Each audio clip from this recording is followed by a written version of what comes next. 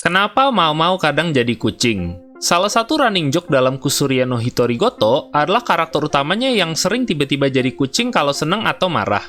Joke ini sebenarnya plesetan dari kata Mao, yang secara langsung berarti kucing dalam bahasa Cina.